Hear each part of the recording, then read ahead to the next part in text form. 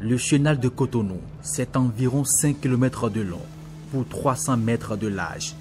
Il a été ouvert sur la mer pour lutter contre les inondations à Cotonou. C'est une action menée par l'administration coloniale. C'était en 1885. Le chenal, naturellement, est installé ou bien ouvert pour permettre de désengorger les eaux dans les villes de Cotonou. Aussi, pour permettre à la mer et au lac de s'interchanger en eau et en espèces de poissons.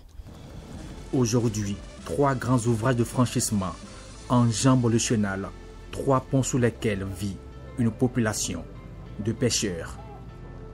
On regarde à la télé, on regarde au bord de la mer, par exemple France maintenant, Europe, des autres pays, au Nigeria maintenant. Si tu vois ça à la télé, c'est belle, beau, bien, regardez, on voit ça. Mais chez nous, on n'a pas l'habitude. Même si aujourd'hui matin, on a attrapé quelqu'un sur le pont ici, là où ils ont cassé à Cocoa de demain, les gens attachent les ordures dans sachets, dans des sacs de Dangote là. Arrivé sur le pont, ils versent ça dans l'eau, on n'a pas le choix. On dit ça. Des fois, on fait bagarre avec eux, on dit interdit de verser des ordures ici, soit interdit de chier ici. Les gens viennent chier là. Si tu vois un jeune, maintenant, il conduit jusqu'à il va garer la moto, aller là-bas et aller chier. Mais on n'a pas le choix. Comment on va faire? Aux abords du plan d'eau, des habitations de fortune érigées par des pêcheurs. Des habitations sur pilotis. D'autres encore déposées sur des tas d'immondices. On se crée des espaces sur l'eau avec des déchets comme élément de comblement. Est-ce qu'aujourd'hui ça vous gêne de venir? Ça nous gêne trop, de plus. Encore trop. Ça nous gêne parce que l'odeur qui sort maintenant, ça est devenu impeccable. On n'est pas du tout à l'aise ici. Pas du tout à l'aise. Ici, on ne se gêne pas pour faire ses besoins. Quelques feuilles de tôle suffisent à fabriquer l'enclos sur pilotis. Et les déjections humaines sont rejetées directement dans le plan d'eau.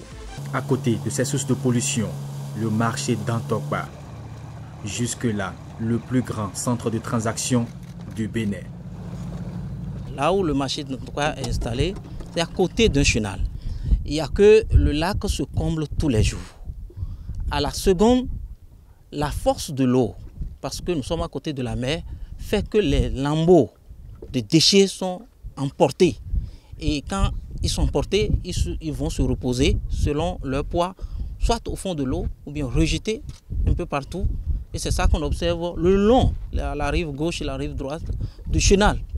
Et quand on continue comme ça, avec l'installation même des habitats qui avancent la terre dans le chenal, d'ici quelques années, et ça va se rétrécir et on ne parlera même plus de ce chenal qui en fait est installé pour gérer beaucoup de choses environnementales.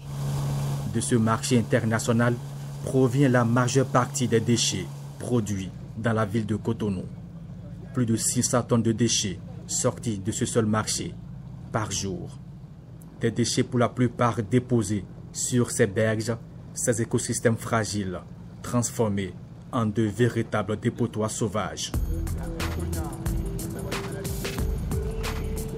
Des actions tendant à fermer le chenal, un spectacle à la limite ahurissant pour la ville vitrine du Bénin.